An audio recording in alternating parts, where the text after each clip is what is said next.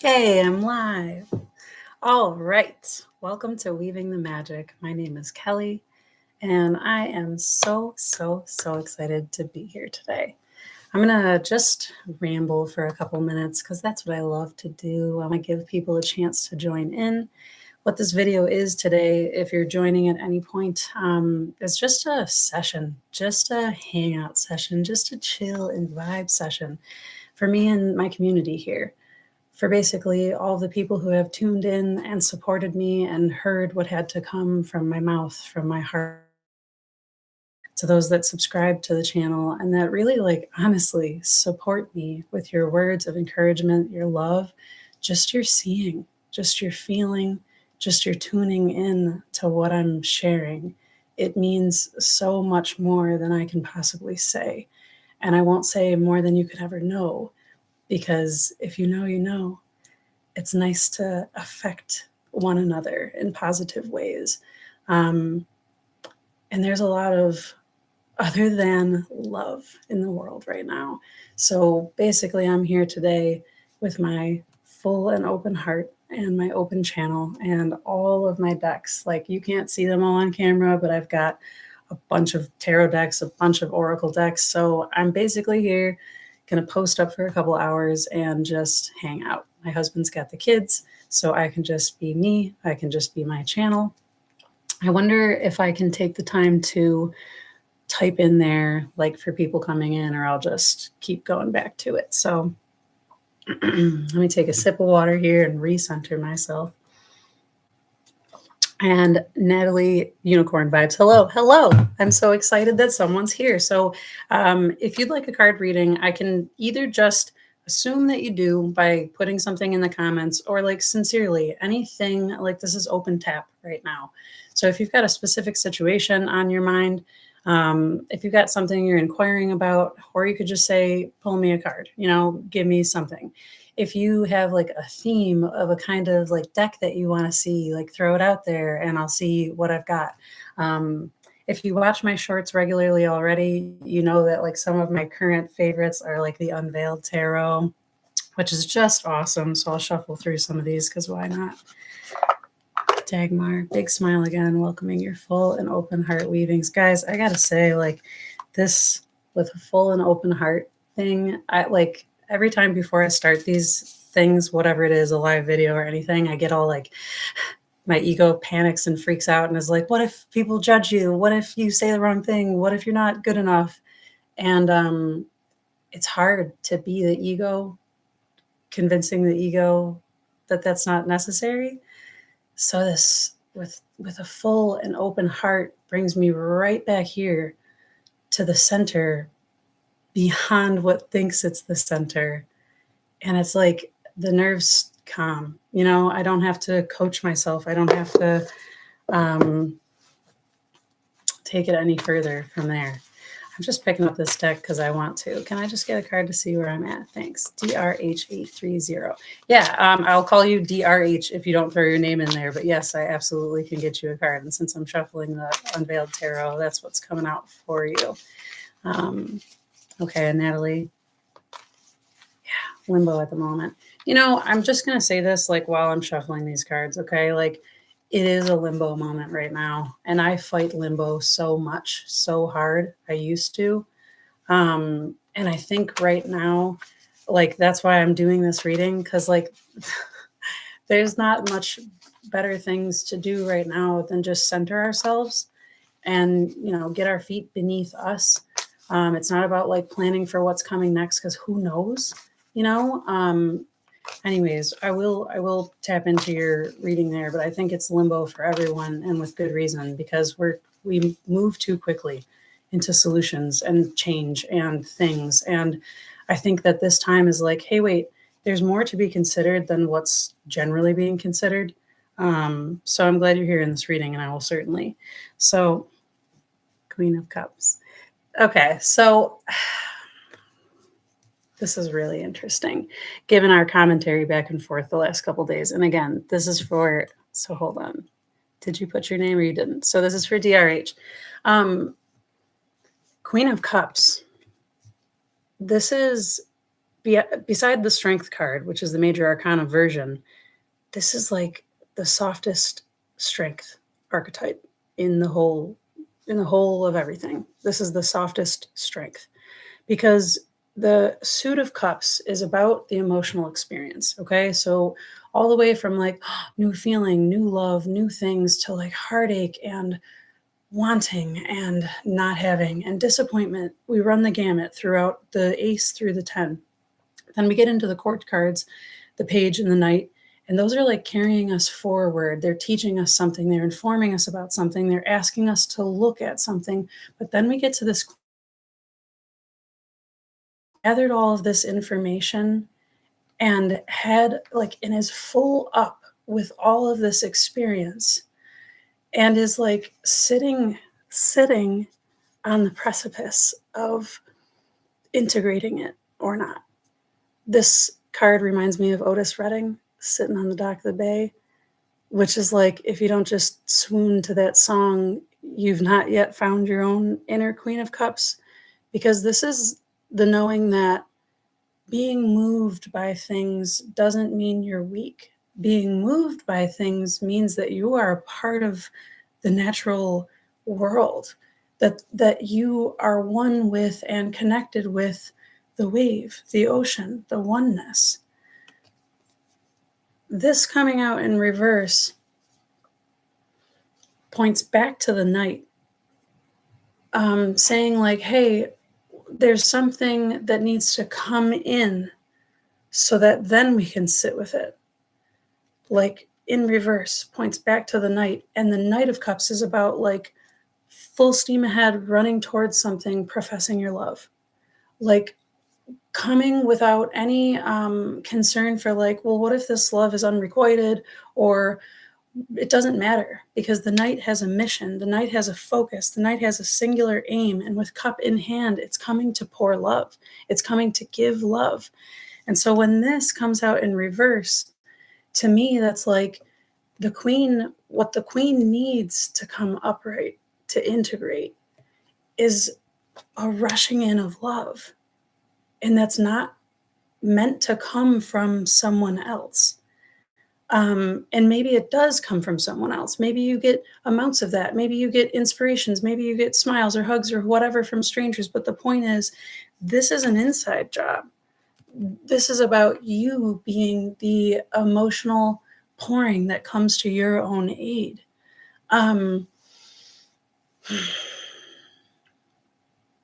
It's really hard for me to like, how do I want to say this? When I'm in my brain, when I'm in my like everyday, this is who I am and this is what I'm functioning and this is what I have to do and this is the stuff I think about. When I'm in the routine of being who I am, it's really hard for me to make it important to love myself, to make it like to take any chunk or moment of time and be like, the most important thing right now is that I love and comfort and appreciate myself and applaud myself, praise myself, thank myself for everything. But that's what this is talking about. That's what this means. This is like, at the very least, giving yourself the space and the solitude to actually just be with yourself and not consider the emotions and feelings of anyone else, to be with yourself and put yourself first, to be like, no, look at the crown. Look at the crown. And the best part about this card is like, this figure is so humble that it hurts to put the crown on. And that's like that painful beauty that's like, you're so good that you want to just give the good to everyone else. But that resistance empties and hollows a person over time. And if there's no one pouring love into you, you lose the juice, you lose the vitality. And so, like, long story short, this is about coming rushing in with cups to your own aid all of the time, as much as humanly possible. It's about giving yourself the love that like all humans ought to be giving ourselves all the time. I'm going to, small personal note here. I've been recognizing, and you're Your comment the other day and me commenting back to you made me realize how important it is for kids to hear things like, "You're so good. You're such a good kid. Like, you're so awesome. I'm so glad I get to be around you." And like, for real, sincerely, you've been changing my children's lives because I've been taking note and noticing and putting more of an effort in to pour that love. Because when we receive it and we feel the receiving, now we know what it feels like. We know how much it fills us. It becomes easier for us to give that to ourselves. It becomes easier for us to pour that outwards. We don't feel the need to shelter or protect ourselves from that. We can just sit unguarded with our feet in the water, not worrying about what's coming creeping up from the depths gonna come get you, you know?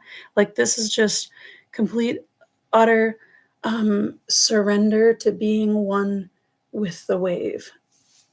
And I'm gonna wrap this up by saying, I know that sounds spiritually lofty, but to me, it's not a coincidence that this whole, like, with a full and open heart, okay? Like, with a full and open heart, I'm gonna give myself a chance to, like, pour love today. With a full and open heart, I'm gonna give myself kind words. I'm gonna give myself my flowers while I'm living, because if I don't, and or if they don't come until I'm dead, what's the point? It's about emotional fulfillment. So come rushing in with your own emotional fulfillment. I've got some other little videos with practices and stuff like that, but it always comes back to this. It always comes back to like feeling and being in the feeling in your heart. So I sincerely hope that helped or gave a little thanks. I needed to hear that. Yeah, you are so very welcome. Sincerely, I really, really appreciate you showing up and being here. Okay, so Natalie, yes. Okay, so guidance on the path. Let's see here. And there was any specific deck? It is. Yeah, I know, the limbo time. Okay, so let's get in here. No specific decks. So you're getting curious creatures. That thing jumps. I put my hand there and I was like, yes, here we go. Curious creatures. So already that says to me, like, sometimes limbo is weird because it's giving us a chance to get a little weird. I don't know what all is going to show up here. Oh, that's interesting. So you have the King of Swords and the Two of Swords. All right, so this is absolute limbo. If there could even be the possibility of anything else, I don't even know what it is. So like, I got to do one card at a time because I can't. I'm not coordinated enough. So this is like Sky Daddy sitting on top of the clouds. This is the king of the intellect. This is so many thoughts.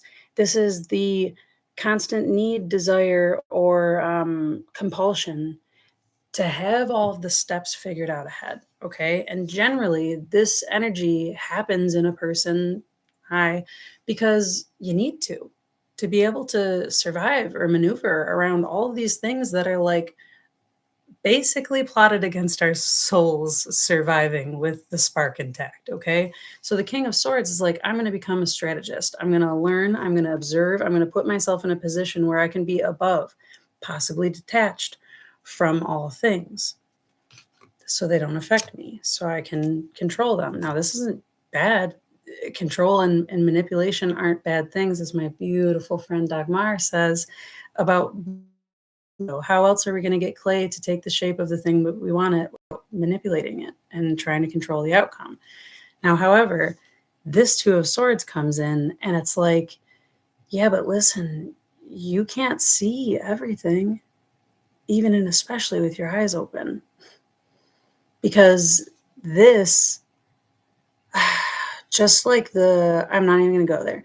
The brain, the ego, the dominant ones that say, oh, I see everything, I know the best way, let me do all the plans and let me make it.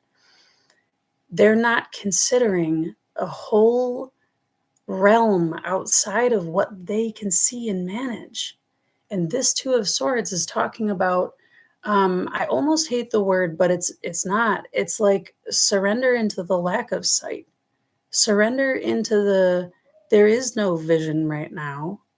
And look at the way that this is it a jaguar? I believe it's a jaguar, which is so, so cool because jaguars, when they do strike, they are so accurate. It's like an immediate jaw clenched down right on the base of the spinal cord, severed, dead, done. There is no like trying and failing, try again. Like a jaguar, once they have the insight, once they have this clarity, goes for it and it's done. But again, we're in a limbo time right now. Astrologically, Neptune, the planet of the unconscious, of the subconscious, of the watery underworld terrain, has moved into Aries, the warrior, the fire, the first energy of the entire zodiac that says, like, I'm here, let's fuck shit up. But Neptune is there. That's the unconscious. Saturn's coming. It's coming. It's going to get there. The 17th of this month, Saturn enters Aries, and Saturn is time. Saturn is the one that says it's time, but it's not time because it's not there yet. It hasn't gotten to Aries. So this is talking about, hey, instead of trying to like prepare the throne, see the whole kingdom, lay out every detail map and have it all figured out, use this time to just sit, which is the most uncomfortable thing in the entire world. But this card isn't talking about just sitting either. The colors here say so much. All of this orange, all of this like red orange, and the crossed over the heart here. But look at the body stance too with these open legs. This is open womb. This is open root, literally rooted. This is rooted and creating. So this for you is not just limbo floating in space-time. This is time for you to sit, preferably on the floor, literally visualizing roots in the ground. And if that doesn't do it for you, it doesn't matter. Something holding you, something where you are here in a base. I honestly used to envision like a beautiful grandmother willow tree, like literally coming down with willow arms, like wrapping me up and holding me like a baby. Whatever it is that makes you feel connected to what creates without force, what creates by its nature, what creates without attempting, plotting, planning, needing to control.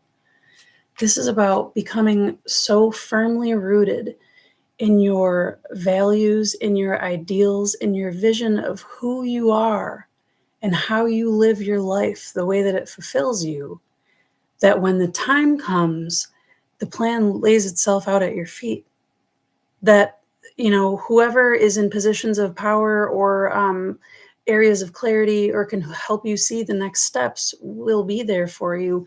But this is the Two of Swords, and that partnership can only come in if you partner with yourself, partner with your creative force.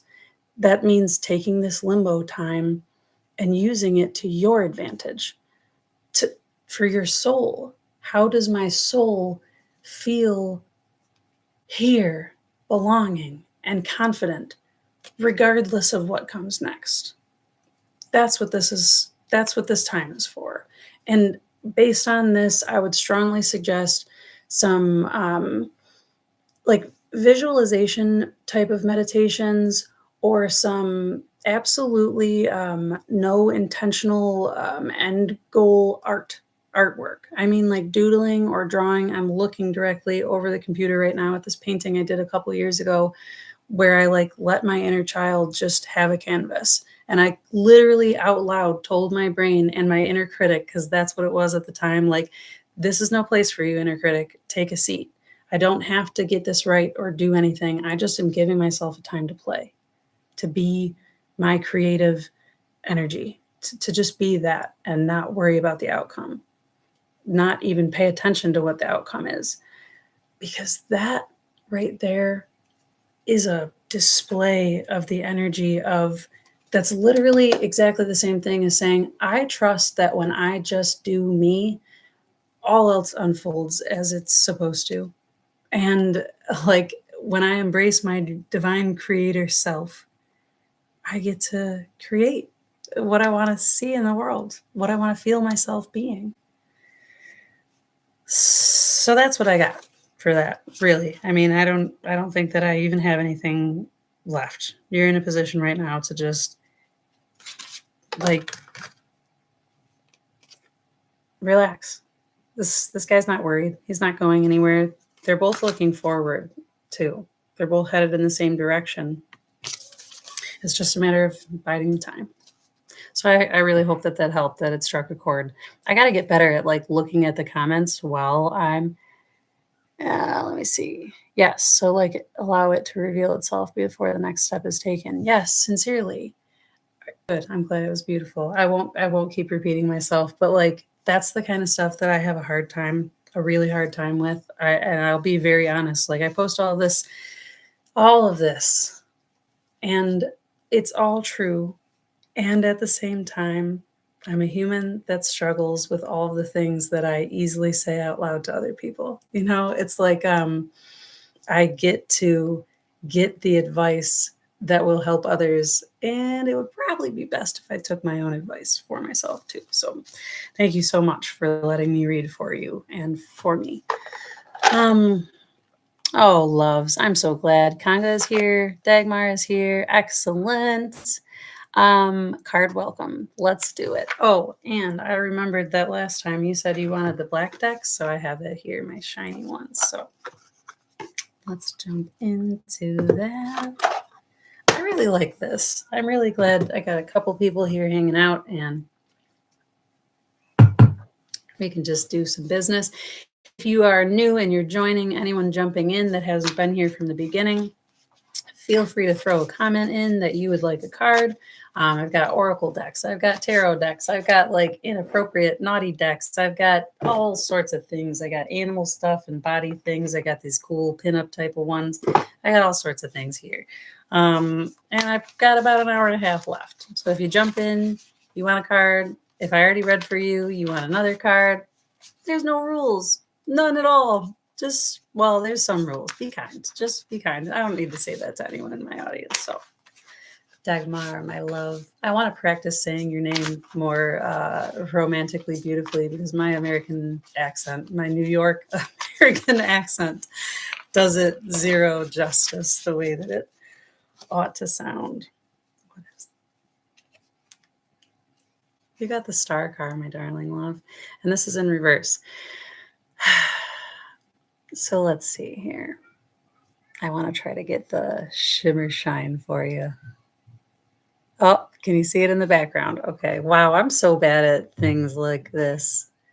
There we go. It's shining in the background. She's dancing. This is like, all right. So this is like the Blondie, like punk, pop, funk meets the Sufi dance, because this is like the sparkles of Lick My Light and the all sorts of beautiful, amazing, like dreams and wishes, and everything comes true. Now, in reverse, this is pointing back to the tower. The tower precedes the star. The tower where everything crashes. The tower where, by divine intervention, the lightning strike comes and smashes to pieces all sorts of constructs that don't need to stand anymore.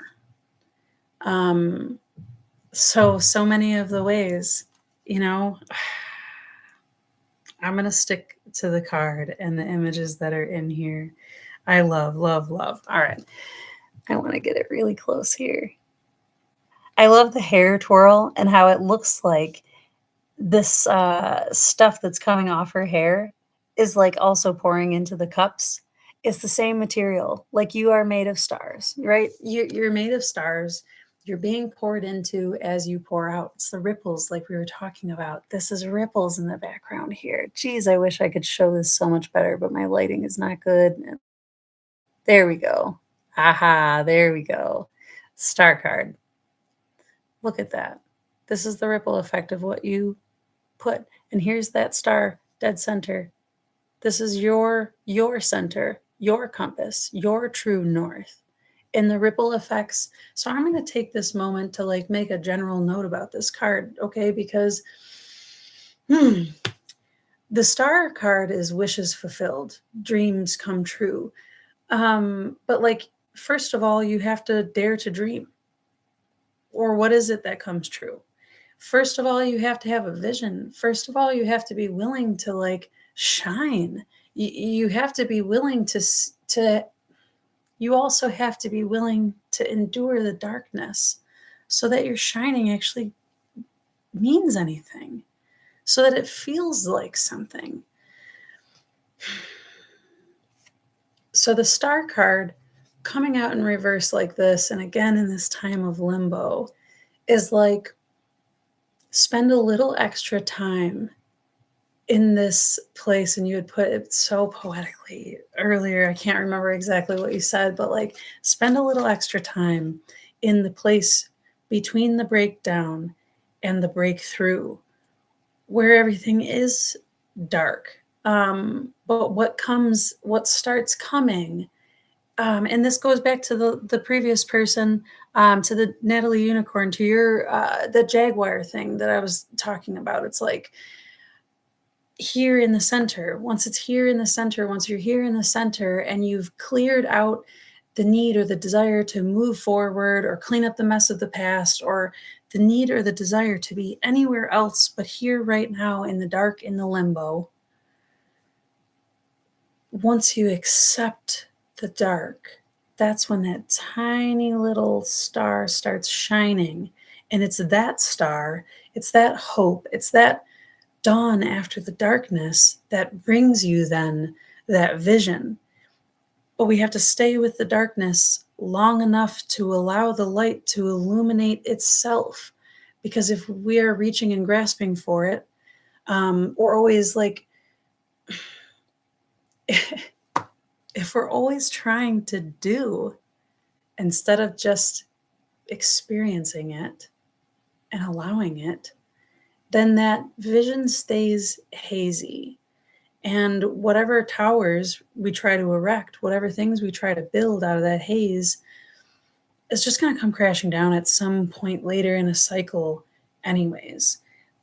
The only things that are worthy of staying are the ones that can spin in circles, the ones that can do spirals. This is about the not rigid, no dogmas. This is about like, I'm allowed to contradict myself. I'm allowed to have all sorts of opposing beings, personalities, perspectives, wants, needs, desires at any time. Why? Because I'm the center of my world. So if you're revolving around me, then, you better be your own center, or you get swept up into my orbit. But that's not my problem. I'm just dancing. It's like the ultimate feeling of, I don't care, but not because I'm not compassionate, because I just get to dance, because I just get to shine, because I've already had my tower moment. And now I get to have the light after that. That's so much what this feels like. And there's so much of her showing. She's got this tiny little black dress, but so much of her is showing because there's no hiding. There's nothing to be hidden. There's no hiding. There's nothing to hide behind, and there's nothing to be hidden. It's just a dance. And the more visible you are in your dance, the wider those rings of influence get. The more beautiful they get, the more stars can shine and be in your orbit without getting swept in, because you illuminating yourself shows other people how to illuminate themselves. And now we're in a sparkling sky where everyone's shining and no one's competing. And we're all just dancing and writing poems and all the happy stuff that can truly exist. So you got the star, my love, and that is so exciting. I want to scroll down into the thing because I'm so bad at looking this. Okay, and you will get one more. I got congas coming up. She's dancing. Love this. Sparks. Yes. Okay. The tower. Dreamed about you and me in the tower. The ripples. Yes, yes, yes, yes, yes. I love this. And I'm sorry. And I'm glad. I'm keep on to another thing because I feel like all of these readings are going to like keep going hand in hand with one another, because sincerely this feeling, I I'll just let another card speak. All right. So I am okay. Your name is something else on there, but the Denise is Conga. Okay. So Conga, you are next. And I didn't see anything specific for what kind of deck you want. So let's see what we got going on here. We're going to pull you an oracle card from the naughty deck because that's what wants it to be used. So we'll see how this goes. Yes, and indeed, lick my light vibe. So let's do it because this has got some like cool. Some of them are kind of vulgar, some of them are kind of graphic. That's my style sometimes. So you can't just be all light and fluffy and sweet and not have anything else, or you just one note, and then you only fit in some songs. I like being in all the songs, not because I need to be the center of attention, but because I've got a lot of different flavors and notes to harmonize. Shitty Shield is the name of this oracle. Wow, okay. Shitty Shield. Time for stronger protection. 36.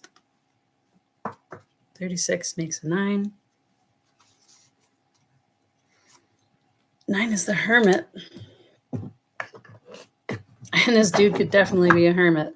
Literally, this shield is covered in shit, though. It's hilarious. Like, this deck is honestly awesome. It's really great because it takes the whole, like, spirituality being so serious thing. And it's like, yes, and you are also a human. And this whole thing is just so absolutely ridiculous that it's hilariously painful. So you need a better shield. There's some stuff going on right now it feels to me like this is time for you to back up, back in, so that you can refortify. Because, like, here's what I feel. This armor is heavy as fuck to clunk around in. It feels like outdated armor is what you have going on. And where, like, the shit is so caked and coated and dried, and, like, from how many generations of shit defenders has this shield been passed on through? It feels like look at the ring around it. It feels like the karmic wheel turn is here and it's getting stuck on this heavy ass clanking armor. So I don't think you need a stronger shield. I think you need to rethink the type of shield that you have got going on. I'm going to pull another card from a different deck. What do we want? Yes, please give me a Curious Creatures. The Hermit's on the bottom. Crazy. Hermit's on the bottom. That's really interesting. I might come back to that. Because, 3, 6, 9, Hermit. Building blocks. I don't know if anyone else has noticed, but, like, the world that we were living in is not anymore. And this is a new world that we are creating. Like, wow, this is a totally different card. The Mystic. You got some weird stuff happening here, Conga, and I'm here for it. I like it. You also have the 9 of Wands in reverse. Ooh. Okay, it's been slow going, reverse. This points back to the 8 of Wands. 8 of Wands is generally about speed, something happening fast, passionate action, because 8 is a number of mastery. You've mastered your ability to, like, move on your anger, on your divine fuck that. Like, that's what this feels like. Look at her. On your divine fuck that. Get out of my face. Go away with that. Door slamming action. Because why should you be the one to have to hold all that heavy armor? Why should you have to hold this shitty shield because someone else wants to be a piece of garbage? Or because the energy that's been lingering, or the contracts that were signed long ago, or because of anything at all? Fuck that. Seriously. This is like, she's got her knee pads on. She's ready for action. She's ready for war. And look at the difference here, okay? Look at the difference. Armored up, heavy, clunky, can't move. It's like chink, chink, chink, chink, chink, getting stuck, can't go anywhere. Look how free-flowing this is. Wide open in the heart. Wide open in the heart space, and ruffly too. Because it's like, I'll fuck you up, but I'm still fancy. Like, this is a reclamation of the feminine energy that for far too long has taken the high road or been the better person or took the moral high ground, didn't retaliate, wasn't mean. All of the that they've put on, and when I say they, I mean all of our collective agreements, contracts playing into, and the intentional, deliberate orchestration of certain entities and forces. All of that crap has been suffocating the feminine principles for a very, very long time. And this is a new world we're shifting into. This is the rise of the mystic, coming out of the dark, dark night of the soul collectively that we've all been sharing for a long time. And we've had to, the feminine in general, not just the females, the feminine has had to go into hiding, go into protection. We've had to learn how to disassociate, detach from our bodies, detach from our emotions, hurry up and stuff our emotions, try to eventually figure out how to process them. Repress the rage, though. No one wants to hear you being angry or ungrateful, especially about your roles in motherhood. It's all of this crap. It's all of this. You've had to shield your soul from the assault of oncoming burden, burying yourself. And so this is saying the shield's got to go and the rage has got to come, because the shield is blocking the rage from coming out.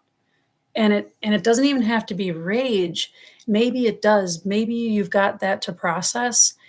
But to me, it honestly feels more like a very stern commitment to, like, here's it, okay? With a full and open heart, I will not be fucked with. With a full and open heart, I am sovereign. Like, with a full and open heart, I get to, it's me, it's mine. With a full and open heart, I become the center of my universe. It's my choices that matter. It's my voice that matters. Because I don't want to hold anything that's not mine anymore. I don't want to hold heavy. I don't want to. I want my hands to be free to create, to receive, to hold, to touch myself, to be with myself, and to pick up whatever wand I feel like picking up at the time. To pick up on whatever little path of passion I feel like, instead of being stuck in this circle with just these little glimmers of hope. Like, oh, this period of darkness, oh, little glimmer of hope. Period of darkness again, little glimmer of hope. No more armor. No more armor. And although it says time for stronger protection, say about that, I feel like that protection is, it's a mantra. It's a something, you know, and maybe it's not the words, maybe it's an action, maybe it's an activity. Like the couple things that I've put into my world recently with like the holding the two different rocks, like the being and the doing, so centering. The like with a full and open heart, so centering. And I don't know what that is for you, but maybe that's even like, because the one rock I hold for the doing is heavy.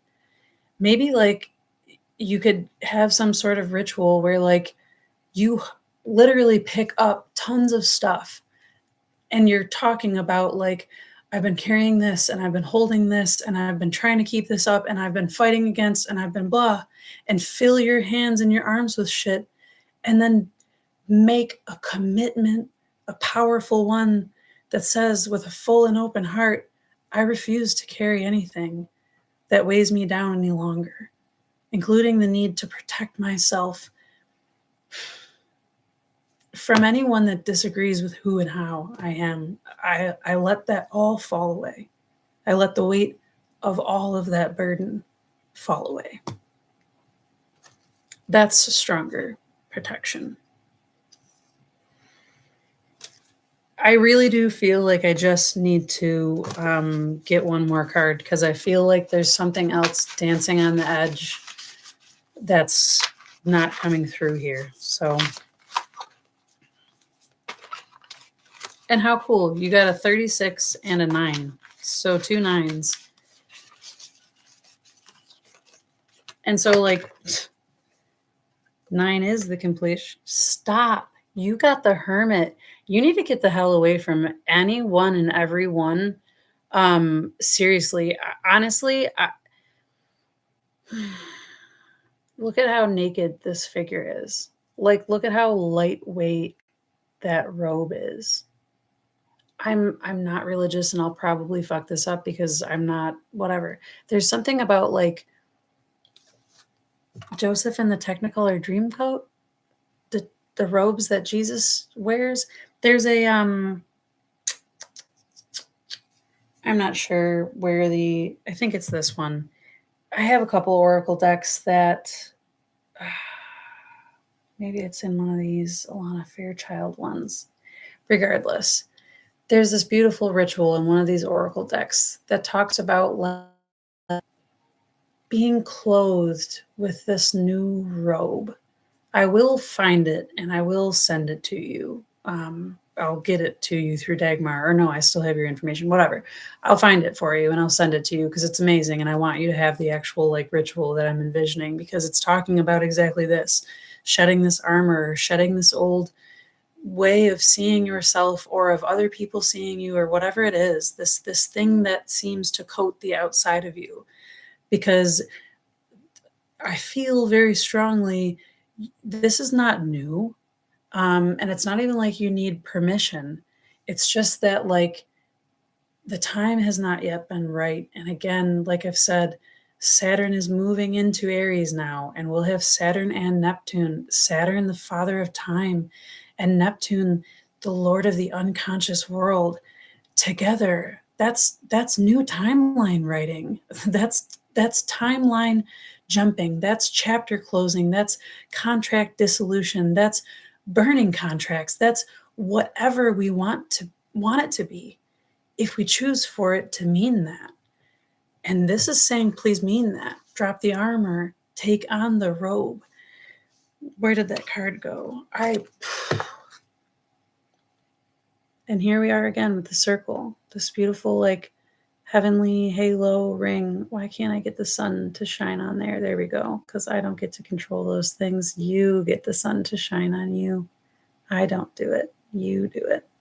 Look at that. It comes down to centering yourself. And when you are at the center and you know your core is solid, beautiful. If you have a solid core that is golden and it is resolute and it is convicted, come at me. You know what I mean? Like, what is your steel blade going to do against my ineffable, divine core being? Come at me. That's what I feel. But I will get you that ritual in the card. Awesome. Yes, the ancestral. Yes, deeply. That's very here. All right, Kanga. Good. I'm glad. Yes, I will. All right, let's see. You guys are so fantastic. I love this crowd so much. All right, DRH, I'm getting you another card here. I think that you are next up, and I don't see anybody else in here yet. Take one from the same deck. All right, from the Unveiled. If there is anyone new joining in, jumping in, and you would like a reading, feel free to ask any question, anything at all. And DRH, if there's anything specific, or I might just carry on, continue if that other card ropes back in. So let's see what you got going on here. With a full and open heart, get me out of the way. Let's see what this has got to say. 9 of Wands. Everything is interconnected. She had the 9 of Wands. You have the 9 of Wands. Because this is the time where we stop battling ourselves and we stop being trapped. Let me get a sip of water, please.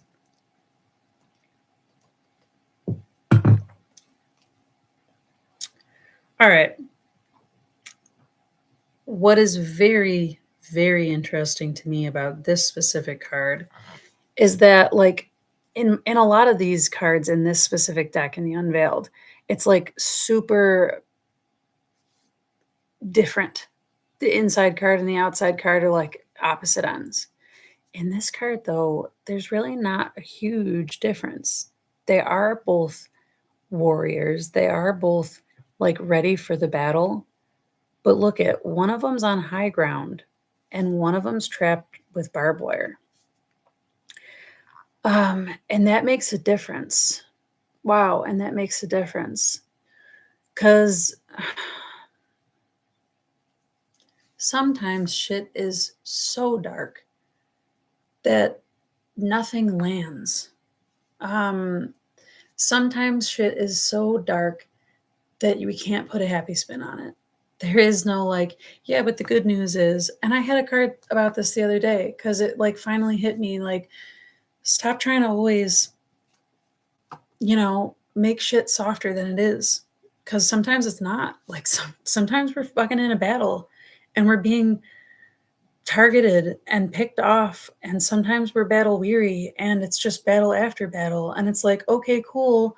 And like, yeah, I have my values and I am proud of myself and I do applaud myself and I do cheer myself on, and also it would just be really fucking nice if I wasn't being fought all the time, if the battle could just end, if I didn't have to be trapped by it.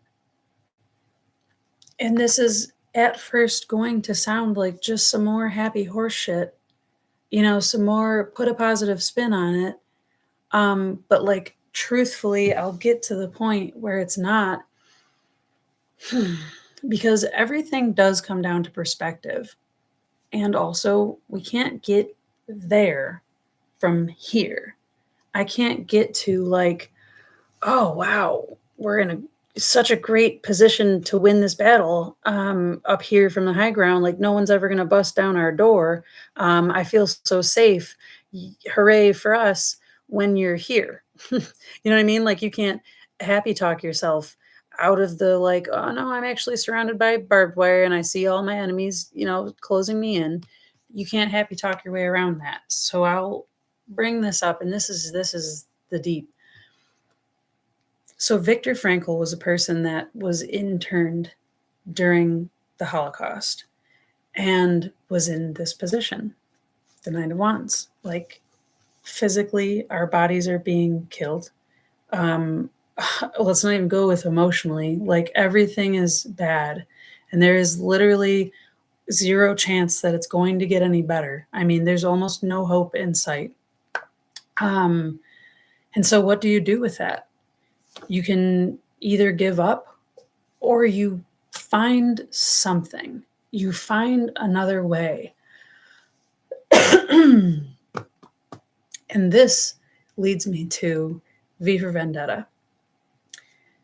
In that movie, in that graphic novel, there's a whole quote from the woman Valerie, who was also interned in an imprisonment camp. Like, they were doing all these chemical experiments and torturing these people. And she's writing this memoir of her life on toilet paper. And she starts talking about integrity as the very last inch of us. It's the very last inch. It cannot be caught or killed. It cannot be taken. It has to be given away. We have to choose to give that inch away, or we have to choose to guard it with our life. And sometimes that means guarding it with our actual life. And sometimes that means giving up the actual life. I almost want to apologize for getting so deep, but I feel like you're deep in it. And that inch matters. That inch is worth doing whatever needs to be done for. I'm going to pull another card. The Moon. If the Judgment card comes out, if it doesn't come out, I'll be very surprised. But I feel like here, hold on. Please just let me pull another card before I say anything else, because I really want to get myself out of the way. Seven of Swords. It's awesome. Great. The Moon. The Seven of Swords. There's something about a liar, a parasite,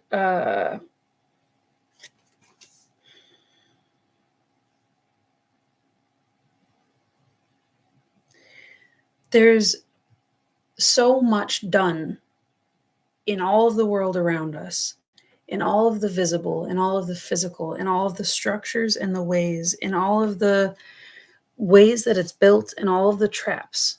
And all of it is very obvious when we're sitting here with our eyes open, looking at all of it, when we're taking it all in, when we're seeking for information and ways to get out, when we're trying to see ourselves, when we're actioning. The 9 here, it feels like a spinning of the wheels, a spiral. And then bringing that Queen of Cups back in with this, and this is depression. This is just this is depression. And hear me, please, because I'm no stranger to this, okay? Like, this is depression because you're smart enough to know there is no like immediate way out. But it's not about immediate ways out. This is the 7 of Swords that came out. What was I talking about? Integrity. This is about making a commitment to honor yourself no matter what, to love yourself no matter what. And I feel it's very important to say to you specifically that that means not judging yourself for perhaps the shitty things that you have to do to be able to get yourself out of a shitty situation.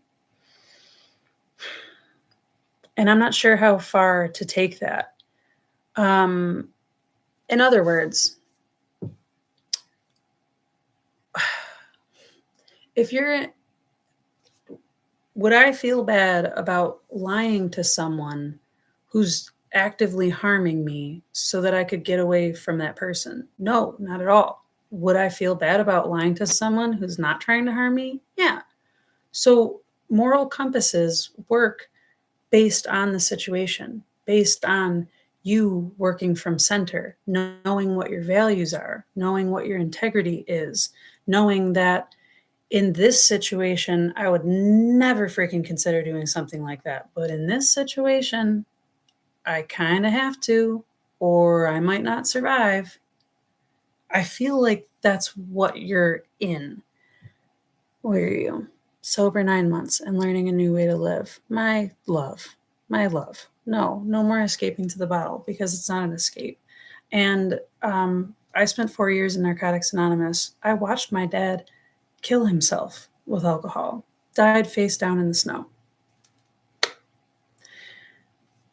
But listen, I know how hard it is to want to live, to want to recover that,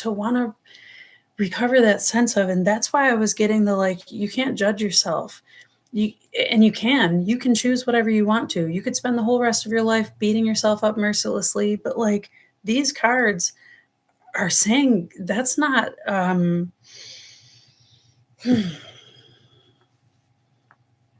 months sober. Bless your fucking soul, man. 9, the 9 of Wands. So the liar is the mechanism that says we have to run now. This feeling is too big. It's going to consume me. The liar is the mechanism that says you can't handle this feeling. This feeling is going to kill you. This feeling is too much. You need to fix it. This feeling wouldn't be happening if you were better. This feeling wouldn't be happening if you were good.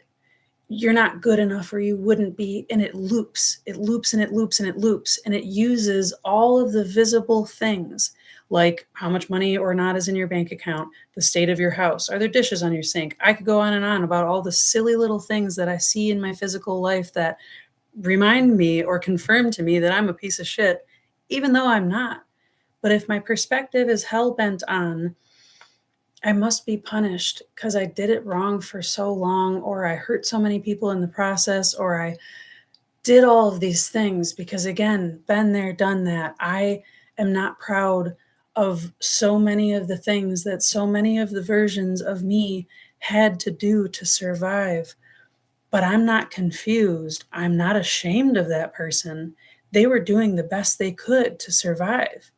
The younger versions of me didn't know that putting stuff up my nose wasn't gonna, like, it was the best I could do to keep myself there in the moment. But the more you feed that, which I'm sure you know, you already have 9 months sober, the more you feed that, the more it takes from you. But the opposite is also true. The more you feed this, this is not a cup full of alcohol. This is not wine. This is not anything else but like literally the nectar of love, the sustenance, the life force, the emotional something telling you you're fucking good enough and you're worthy. You're worthy. It doesn't matter what your past was. It doesn't matter. That doesn't even exist anymore. And again, at this time in our conscious humanity, all of those old timelines are closing anyways. You get to choose how much of that story you want to carry forward or not. And I will say this. I've written countless poems, and maybe it's high time that I post some of those, but about like how I'm grateful to have had a problem with addiction, because of so many things, because of how much it taught me about the world and how much it taught me about everything, but especially this core thing. I didn't know that it was okay to just be me, to just have my fluctuating, not consistent, random pattern waves of emotion. And that didn't mean that there was something wrong with me. Because I don't know your story, but like I wasn't allowed to feel my feelings when I was a kid. And that's why I learned how to bury them. There wasn't anyone there holding me in my feelings. It was like hurry up and get it over with because you've got stuff you've got to do or whatever, people to take care of, whatever. So the process here is about learning which emotions, no, not. It's about learning which thought forms are boldface fucking lying to you and which ones are filling your cup. Because that is the difference between whether you're on a vantage point, winning a war, or fighting a fight that you're playing at least on your own terms. At least you have home field advantage, or you're out here trapped in the barbed wire of the enemy. Trapped in the barbed wire of the enemy is if you were to go back. You know what I mean? If you were to say, well, fuck it, I'm done, and let me start drinking again. That's the barbed wire. You know, that's the thing where it's like, well, I don't have any choices. This is the only thing that's going to, that narrow tunnel vision. And that's a fucking liar. That's the alcohol. That's the energy of disempowerment. That's the egregore of abuse. That's the egregore of weakness, of something outside of you is always stronger than you. And it's really hard to not believe that because that's what our whole world has shown us. And the only way that we can overcome how hard it is to not believe that is to by being our own cheerleader, being our own encouragement. And what the worst part about that is that our societies also reinforce to us that if the approval or the encouragement or the validation doesn't come from outside of us, there's a good chance we're making it up. And when we've already got something in our brains that's making stuff up, it's really hard for us to believe anything without feeling naive or foolish. So we get constantly stuck in this thing where it's like, I don't even know who's my enemy anymore because it's like, is it in my head? Is it not? Is it in my heart? I can't even trust myself. So the self-trust needs to come back online here. And that I think is sincerely ritualized in this. I think if you could commit to yourself, like, look at, first of all, you don't even need to do anything else. You don't need to do anything else at all except for say, like, I already did, I already made it, I already woke up, I'm here waking up with another choice with this string of days in a row. But if that's not enough, add another commitment to yourself, a small but potent and powerful one, to honor that inch of integrity in you every day, in the mirror, in a notebook, in some way that gives you a visual reminder that you're not a piece of shit fucking it all up, that you're actually always have been doing the best you can, and now you're doing even better than you've ever done before. And that doesn't mean that life is just easy and roses. It doesn't. But it does mean that you are gaining the internal fortitude to begin seeing the battle instead as like an ongoing, what is it, Sisyphus rolling the ball up the hill, okay? Where it's like life is always challenging, but the challenge can be worth it as long as we're doing the right challenge. A challenge that challenges us to like find out more about ourselves, find out more about how fucking awesome and capable and how many great, amazing things we can create and do and be in the world.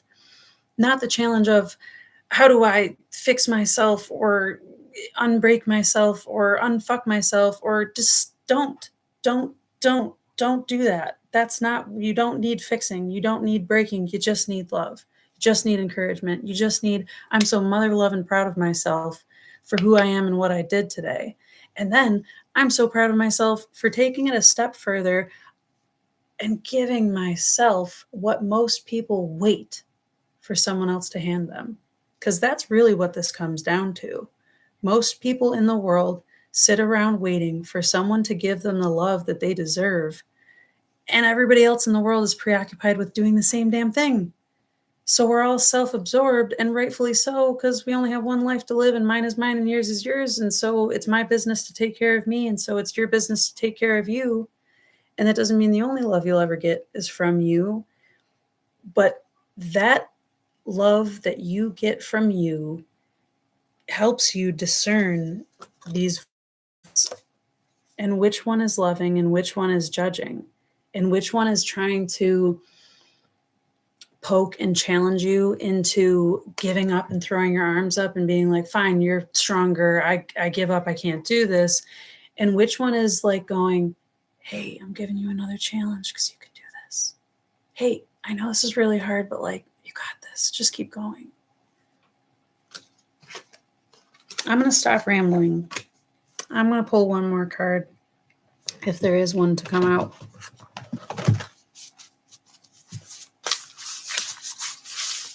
Yes, life is different, but sometimes don't know how to live it honestly. Yes, the last 9 months have been rough. I don't want to start again. Relapsing is not an option anymore. Thank you for the cards. Yeah, you're very welcome. I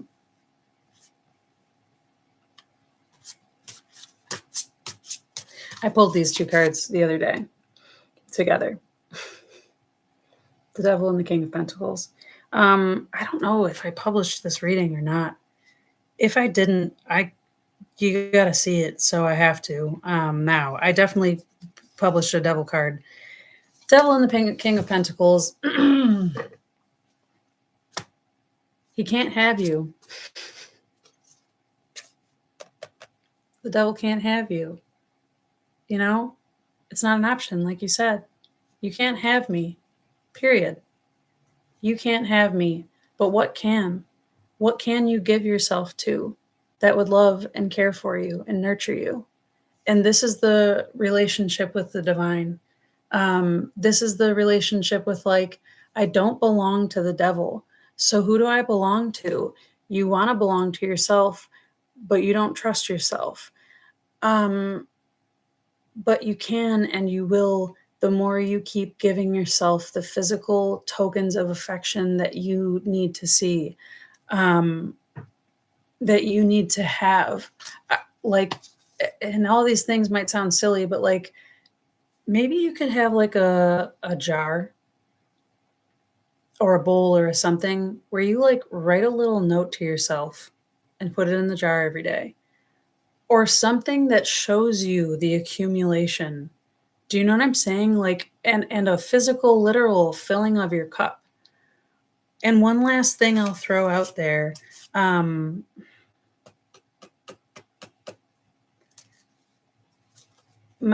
Emoto, he did all these experiments with water crystals, like speaking into them, putting energy into them, saying things into them, and proved that not only water holds memory, but also that our words have energy. Our words create, our words are powerful. It's literally the vibration through this core of you, the magician speaking, that makes things happen in the world. So watch what you're saying to yourself and maybe start having conversations with yourself. I've made myself a crazy person for years now, like having conversations out loud between the parts of myself, because it's the only thing that puts it out in front of me so I can see it instead of it swirling chaos in my head. All of that to say, speak into your water. I'm so proud of you for everything that you did and for all the things you no longer do, for all the hard you had to be and how much we get to soften now. Help me learn to trust. Just like I trust that this water will quench my thirst, I trust that this love will quench the thirst of my soul and replace the lack of trust with an abundance of overflow. And it doesn't happen overnight. It doesn't happen in the time that it takes for the drink or the drug to hit. And that's the worst part about having to do the recovery of things like this. But once there's enough time, once there's enough space, once there's enough routine, ritual, once you've got that commitment, once you know what I mean? Like, that's why every little bit counts. At some point, I assure you, there is way more space. There's way more space. And that spaciousness isn't empty anymore either.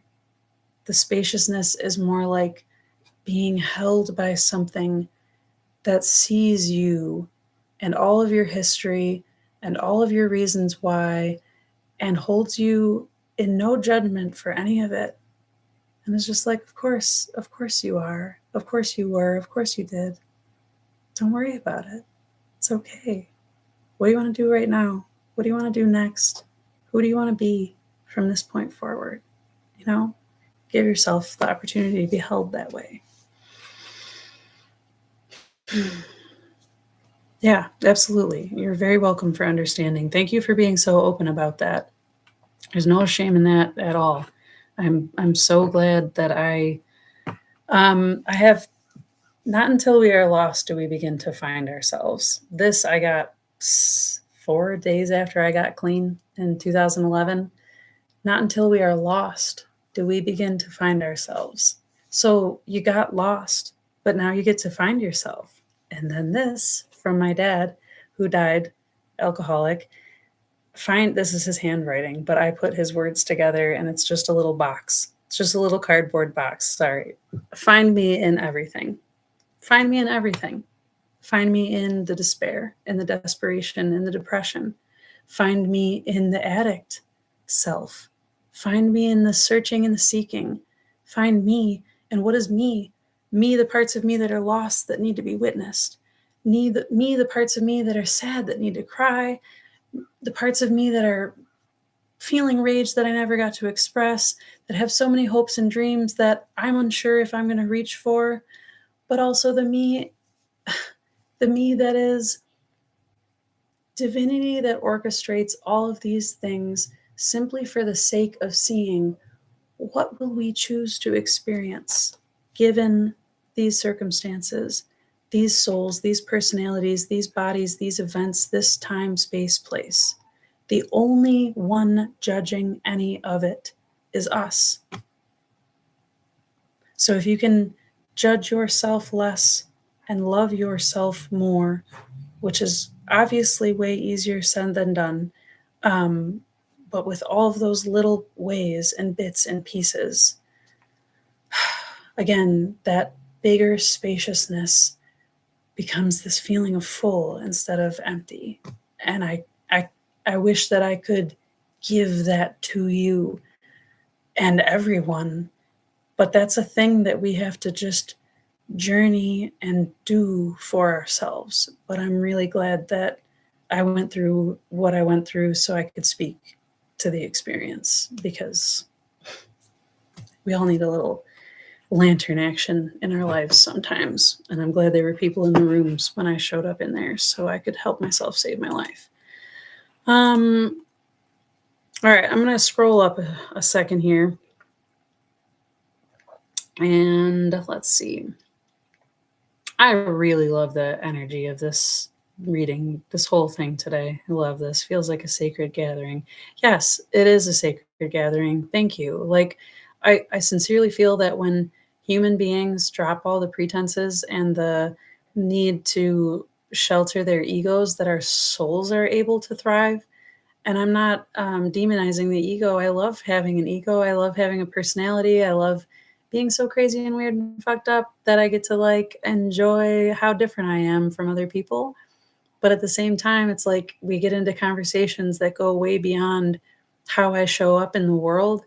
And we're reminded that we're not very different at all, even if we've had much different exact circumstances and exact experiences.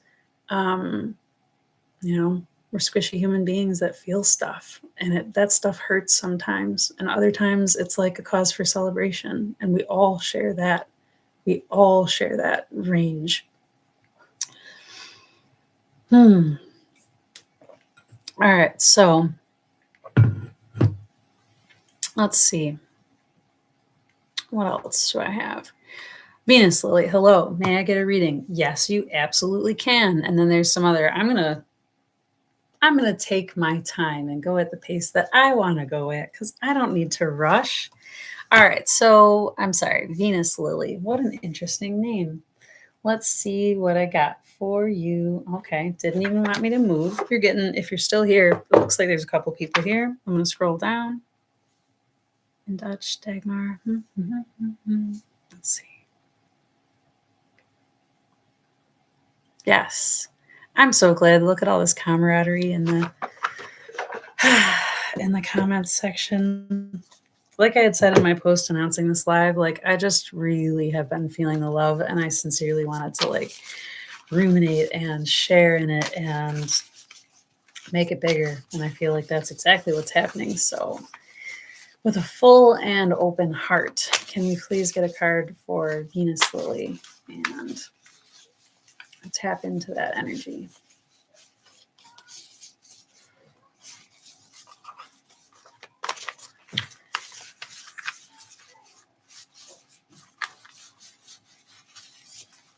I don't know many people that shuffle the way that I do. Every time I watch a tarot reading on YouTube, and people do that shuffling where they bend the deck together, I have a small little bit of like, oh, judgment, self-judgment. I'm like, no, I like my messy way. The Magician and the Star. Super cool. Oh, wow, that's a brand new energy. I would really love to know if you're still here. There's 5 people watching. Let me go down here. I don't know. Maybe you're not still here, but if you are, regardless, I'm going to read your cards anyway. So this is for Venus Lily. The Magician and the Star cards coming out together. That's some pretty incredible stuff. Without knowing anything about you and these two things coming out together, 2 major arcanas at the time that we're in right now, legitimately, if you aren't like an Aquarius rising, Aquarius Mercury, some sort of big Aquarius energy, I'll be shocked. But either way, you've got some bigger part to play in the changing of the tide, so to speak. This is like, this is almost, it feels like instant manifestation or something like that. It seriously feels like direct route. What it feels like to me is like you don't know how potent and open your channel is or something like that. I really wish you were here because I would love a little bit of feedback. But this feels like if you get the clarity of an idea and you wish and hope and ask for something, you somehow have some very resistance free, almost like immediate karma exchange at this point in life right now at this exact time period. Um, this high up above the clouds thing. I'm gonna be honest with you. It feels like, and the friggin' world is on the bottom, and the King of Swords. I don't know if I'm going to use the right verbiage, but it feels like you have the energy of a walk-in. Like you have the energy of this person who maybe is not a soul that's been here over and over again, incarnating because you're here to experience and expand, the conscious awareness of the all by having more experiences and doing this whole human thing. I feel like you are here on purpose as an intentional being to help orchestrate something. This is 3 major arcana. The world, the star, and the magician. The star is miracles and wishes come true. The magician is like, I speak and therefore it is. And the world is the end of the major arcana. This is the thing, and it's upside down. It's in reverse. This is the turning of the world. So you're here on purpose to help shift the change. How do you do that? I'm going to pull one more card because I want to see where else this goes. You're here on deliberate, intentional mission. Like you're on a mission from elsewhere to be here for this world. I really like the little firefly, the devil. All right.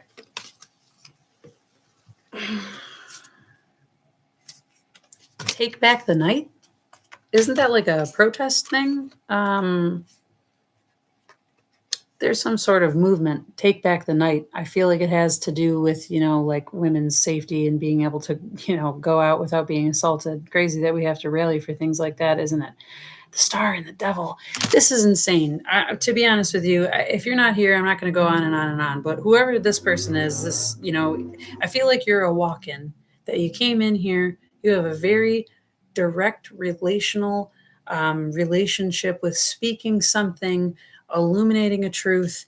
The star card. Like, did you ask for the undercover, the hidden secrets, the revelations of the elite and all these like plans and nefarious things in the world? Because that's what this all says to me. Like, you are part of the unraveling, you're part of the undoing, you're to basically the turning of the world out of the devil's hands. Oh, it's so interesting that this is a stag, because the Buddha is identified with the deer. The deer is grace. The deer is like this alert but gentle. It's an herbivore. It doesn't control. It doesn't dominate. It wants to just be free and open. It raises its young and then sets them free on their own. This is like autonomy, sovereignty. The deer, grace. Like, yes, things suck, but it's part of the process. Grace. But the devil like doesn't allow that. The devil wants to manipulate and control and do all sorts of stuff. So again, long story short, you've got a hand here in making the miracles happen. And it's got something to do with speaking it, so thine wish come true or something to that effect. Please come back into the reading, or later, or comment something if you end up coming back to the reading. But I'm going to move on to someone else because that's honestly intense. Like, really intense. And without a little bit of feedback, I don't know where else to go with that. So you're not here anymore at PJ, is that 5 ones? Yes. And you're still here. Do you see Richard staying in my life for a long time? Okay, let's get a deck. Okay, let's see. I'm sorry. So PJJ. Golden Wheel.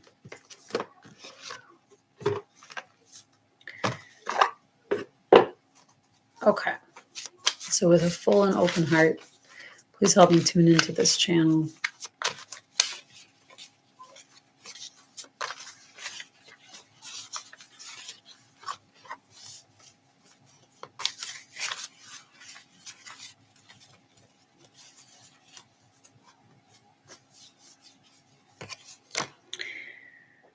Eight of Swords.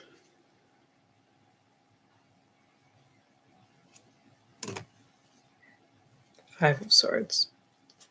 I don't deal in like definitive answers and yeses and nos, but I also don't like mince words or hide things. So I'll let the images speak for themselves first.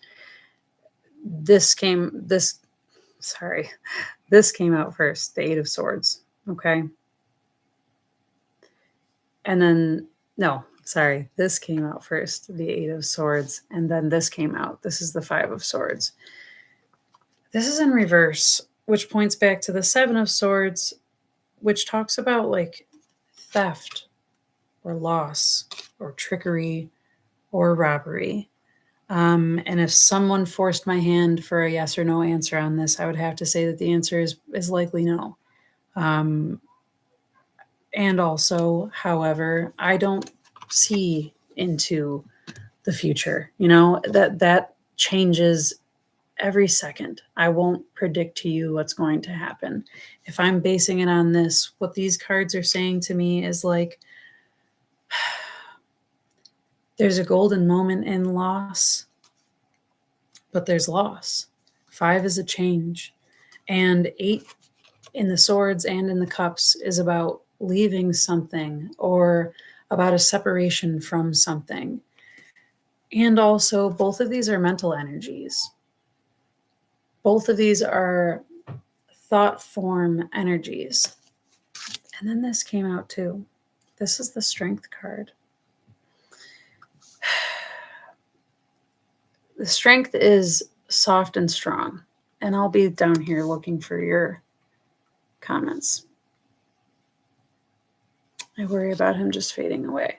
All right, so listen, fading away then, this is about memory. This is about thoughts. This is about thought form. This is about what do you feel about it. So I'm not sure who this person is and what their relationship is to you, but I gotta, it's so hard to do things backwards and upside down. This golden here, okay? This golden here. And then she's got the golden all the way up the dress and on the crown, okay? The golden is warm. Look at all the other cool in here. And then the Strength card is also warm. Look at those warm colors, that softness, that feeling, this column. There's something here about perhaps the form of the thing, of the person, of the want that you have, of the thing that you're attached to. The form that you're attached to isn't going to remain always. But that doesn't mean that the warmth of it has to go away, that the love of it has to go away. Excuse me, that the partnership, whatever, this is like something is gained in the Strength card that again links back to that inch of integrity thing. If you were here a couple minutes ago when I was talking about that, there's something gained in the Strength card that is that inch of integrity that says, just because other people see this way doesn't mean that I have to. And just because this may be an actual loss or they do fade away physically, presence-wise, it is up to you what memories, what feeling, what resonance remains. And whether you keep that warm, you warm yourself by that, whether that memory is golden concreted in gold, whatever, or if it does fade away.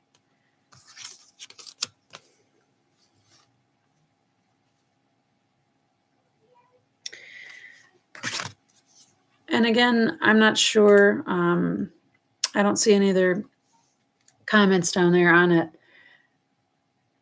But this feels very much like this is a spirit animal, or like the energy from when a person passes and is on the other side and they now show up to you in ways that they couldn't when they were here. Yeah. And so seeing I really don't want it to, this Strength card is really talking about like being in the ability and the moment and the energy of like allowing yourself to feel that disappointment, allowing yourself to feel that sad or that grief, and to be soft with yourself about it, and to like know that that's a strength of a human being to live through loss and survive it. And there is no way to think yourself out of it. There's no way to like make it be. Sometimes we can't do anything else. There's no way to figure around it. But this strength card being a major arcana tells me that this circumstance in your life, this thing, this whole ordeal is I don't want to use the word lesson, because it's not like you have to learn this thing. It's an opportunity to fortify. It's an opportunity to strengthen and soften at the same time.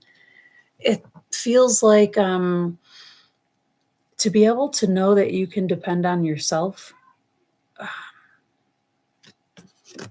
that you could be your own witness, perhaps. Is there another card that wants to come out here?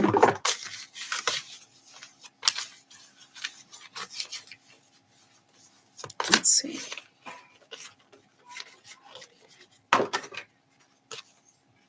I just read your comment, Dagmar, in Dutch. When you put full and empty together, you get a word meaning complete. I love that. Ace of Swords in reverse and Seven of Wheels, Seven of Pentacles. Oh. Ace of Swords in reverse. Yeah, this feels like, okay, yep, a lot of clarity. This feels like this single one person, Ace is one, okay?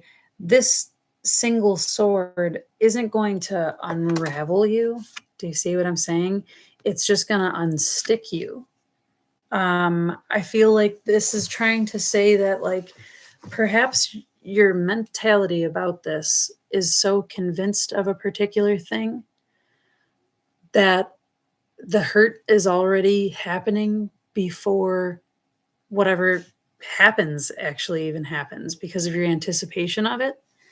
And with the Seven of Pentacles, it's suggesting you could, and it might serve you to be looking at this as the potential, as the seed that's planted for something else that like is going to be substantial. When we're talking about people and emotions and in relationship type of things, swords is kind of like cold and detached. And geez, why am I so bad at this? There's like logic and reasoning and rationing, but it's not emotional and it's not soulful. It's just intellectual. But then you had the Strength card, and this is very soulful. This is embodied soulful. This is embodied emotion and physical strength and intellect, all of it, and passion. This is all of it together. And so it's saying, get out of your head. Stop focusing on this one specific thing and look at how many other potentials could be happening because of this one thing. Here's my example, and it may not be relevant at all, but I feel like it is. I was fired from a job when I was 6 months pregnant with my first daughter, and it was the only job I've ever been fired from in my whole entire life. And I was about to be buying a house. Like, the paperwork was going through for me to be buying a house, and I got fired from my job. And I was like, oh, what? And it was terrifying. It was absolutely terrifying. And I was convinced this is the end of me. This is my undoing. I can't survive this. I was freaking out. And then I hadn't considered that it actually was the best thing that could have happened to me at that time. I ended up not having to work through the rest of my pregnancy. I found a different house that I didn't have to have a huge, gigantic mortgage for. Like, everything worked out way better than I could have ever thought or anticipated or even fathomed it could have. But left to my own devices, I'm just stuck in all this cold, hard, rigid, frigid, please don't, I don't want it, resisting. And instead, if I could soften up to, like, I know maybe you don't know, but I know that there's a whole universal orchestration, harmonization, always constantly in effect. And if I'm harmonizing with stress and strain and rigid and ouch and hard and resistance, I'm going to get more things that are hard and stressful and resistance. And if I harmonize with a little more softness, like no matter what happens, I'll be here for myself. No matter what happens, I'm not all alone. I've got me. No matter what happens, I'll be able to find my softness. Then the opportunities start showing up more readily, more plentiful, and more visibly obvious also. But if we're stuck in our mental energy and our fears, then not much opportunity can come of that. So the suggestion here would just be to, just the idea of just never talking to him or seeing him again scares me. I totally understand. And I feel like then this is the pep talk of becoming your own best friend. Seriously. And that's so cliche and stupid and cheesy and blah, blah, blah, blah, blah. But it like legitimately is. There is no one that is ever going to witness our lives the way we witness our lives, you know? And so like the fear of going without him, the fear of never talking to him again. And if I can be God's honest truth with you, I feel like when this person leaves, there's a coldness that leaves with them. And then when this warmth starts happening, it's like, because this is what comes next. Look at, there's trees in the background, there's different colors, there's warm tones in here, there's dirt, there's all sorts of new stuff. I think you think you're going to miss this more than you're actually going to miss this. That's what I think. I think that the pain of it right now is worse than on the other side of it. Because sometimes the grass is greener, and that's legitimately like I feel that message. Sometimes the grass is greener. So just let yourself imagine that the grass could be greener. Don't try to convince yourself that it is, because you don't have any proof. But just allow yourself the opportunity to be like, well, maybe this could be for my best. Maybe it hurts right now, but maybe there's someone better. There's something better. There's going to be more warmth on the other side of this, instead of this like cold, frigid, rigid, locked in situation you got. I hope that was helpful. He is very warm. It is just that I can't handle the possibility of him ever not being in my life for a long time. And I totally understand that too. And even hearing in your words like that you can't handle the possibility of him, that's a thought, and that's something that you're saying. And so the more that you say that, and the more that you convince yourself that, the more true it does become. And so perhaps I'm going to feel around for another deck, because what I'm feeling is, again, like, okay, and I see, oh, it makes sense. I feel like there could be even better. There could be even better. I had this, I'm laughing now, but at the time, seriously, it was really, really bad. I was like 2 years into my sobriety, into being clean, and I had a sponsor, and I was going to meetings all the time, but I was like a brokenhearted mess. And I was dating this boy that I met in the program. And he eventually just told me one day, like, I don't feel like I'm actually in love with you. And I've been trying to make myself be in love with you, but I'm just not. And I don't think up until that point, anything in life had ever crushed me that much, because I loved this guy. I really did. I thought he was like the sun shone out of his ass, like just the coolest person ever, and so kind and compassionate and wonderful, because he really was. Such a good friend to his friends, because he really was. Such a good son to his mom, and uncle to his nieces and nephews. and all of these things, and just an all around wonderful guy. And here's this wonderful guy telling me that he can't force himself to be in love with me. And I was crushed. It ripped me apart. And I remember honestly telling my sponsor at the time, like, I seriously don't want to do any of this anymore. Like, I can't survive this. It's too much. Everything else I've done has been a cakewalk, but I can't swallow and stomach this. So please believe I feel you. But here I am today. Here I am today. And little did I know, I won't say he is a good guy. Still to this day, I know. And also, I wasn't aware then that I was going to require more maturity than he was capable of offering me, that I was going to need more intellectually stimulating conversation and the ability for him to chameleon in with other groups of people, except for the like, and not just his like rowdy tattooed rambunctious crowd, but like, can you be among other types of people like I can? Like, can you socialize with me? And he wouldn't have been capable of doing all of those things that I didn't know then that I needed in a partner if I was going to have a partner. And at some point, through multiples of other heartbreaks and people leaving and coming and going and all sorts of other things, I ended up realizing multiple things. No one's ever going to love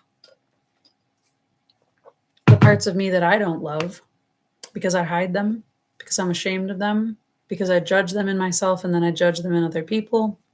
That's a whole lesson, but this all relates back to your strength card. And then also, this one finally came years after that one, where this guy finally showed me that what I was doing was choosing someone else, kind of, sort of, maybe choosing me almost sometimes enough over me fully choosing and committing to myself all of the time, without any exceptions, for any boy, man, person, relationship, whoever, family. When I finally got to the point where I valued myself enough to be like, no, listen, this is what I'm deserving. This is what I need. And again, I hear you saying this person's a good person and all that stuff. And all these people I'm referencing, true, same. But not until I was on the other side of that did I realize that I have something those people couldn't meet me at. That's what I feel like you're developing through this situation happening right now. You're developing this inner resolve that not a lot of people have. And not a lot of people do well in relationship with other people that do have that, because if you're strong enough to be by yourself and you don't need other people, then other people can't manipulate you into getting what they want out of you. That's what you're building. That's the strength card. The ability to fill and meet all of your own needs for love, connection, community, togetherness, and union. Not because you'll never get it from outside of you, but because that fortifies you enough to never choose to settle for anything less than what you deserve. And to not be afraid of losing something that divinity or the world or circumstance or whatever is showing you isn't meant to stay right now. You know, when we latch onto those things and we hold tight onto that, something outside of us, there's usually a part in us that is wishing we were holding us that tight instead of that person. So perhaps my suggestion is to do a little deep diving soul digging as to, like, what is the part of you that feels like it needs that person to be complete, and then figure out what is that person doing that maybe you could start doing for yourself or giving to yourself or whatever. Does that make sense? I hope that makes sense. And I know I used a lot of personal examples in that, but I felt like it was relevant. felt like it needed to be touched on. So,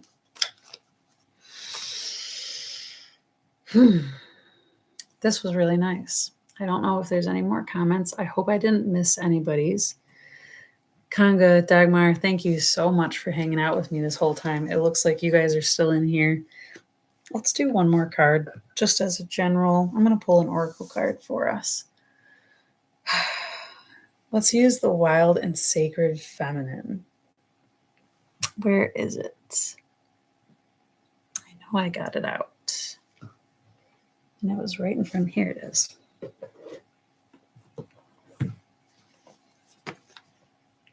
Yeah.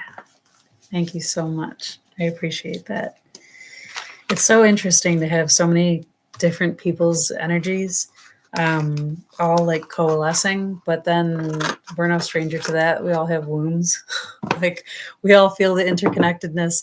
I guess this is just nice to have words to the like the pulses, the undulations, you know what I mean? This emotion. And today's a Scorpio moon, by the way. So like the intensity, you know, the supreme intensity. And if I'm not mistaken, I'll have to check. Maybe I'll be speaking out of turn, but Black Moon Lilith in Sagittarius right now too is like this wisdom of emotional liberation that is this underlying current and theme that's just existing because it refuses to not exist anymore. Because Black Moon Lilith is like, no, I want to know myself through all of the darkness and all of the shine, not valuing one over the other, not preferring to change myself away from whatever I feel like showing up as today. So, wild and sacred feminine oracle deck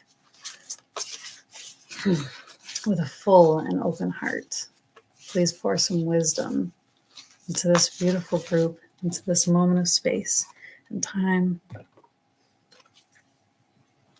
Our Lady of Guadalupe, unconditional love. You know, I could be completely wrong, but I don't think I am. I believe that this figure was a combination, this is so deep, of the colonialization of Southern America and the ancient civilizations that were already there, that had their deities, that had their gods, that had their structure and their ways of seeing things and their cosmology. And then the Christian religion came with all of their stuff. And I believe that this figure is the coalescence, the merging, the union of what we could consider bad and dark and evil and this force of oppression and tyranny, because it is. How do you come into a place and say, oh, you're doing it wrong. Let me show you how to save yourself. Let me take away your religion and all of your everything because I'm trying to help you get into heaven. Bad, okay, in my personal opinion. And then what was? And the fact that the ancients, the cultures, the civilizations that were already there knew that they had to adapt to survive. So this is bringing back to like a couple of the conversations in here where it's like, don't judge yourself for what you had to do or the choices that you were making when you knew what you knew. You didn't know what you knew back then. Don't judge yourself for what you had to do to survive. And they had to hide their deities under masks. They had to pretend to comply, to get along. And they also had to merge and blend and adapt. And this links back to that strength card, links back to that full and open heart. With a full and open heart, I can see and feel and hold space and understand and even go so far as to appreciate and forgive all of the things that tried to change or alter me or take me away from my divinity. Because ultimately, what they've shown me is how unbreakable I am, how the core essence of me, no matter how it might be manipulated, cannot be snuffed out, because I have an inch of integrity within me that you cannot take, you cannot capture, you cannot put the mask on and make me believe it. You can do whatever else to anyone else, but I am sovereign. And unconditional love means, that I love my sovereign self so much that your actions cannot make me hate, cannot make me give up my hope or my love for humanity in this world, cannot make me go against my will and my heart. Because my love for myself is not conditioned upon how you treat me. That's up to me and me. And look at this child holding that up. And I'm going to end it on that note, because the inner child within us no longer needs to carry all of the burden, but it does get to carry the heralding of this is the new world. And it's based upon the mother and the unconditional love of the mother's heart. Thank you all so much for joining me. I appreciate you allowing me to read for you. I appreciate you allowing me to connect with you, for your tuning in, for your subscriptions, for your likes, shares, and all of that good stuff. Thank you so much again, and I'll see you the next time around. Mwah.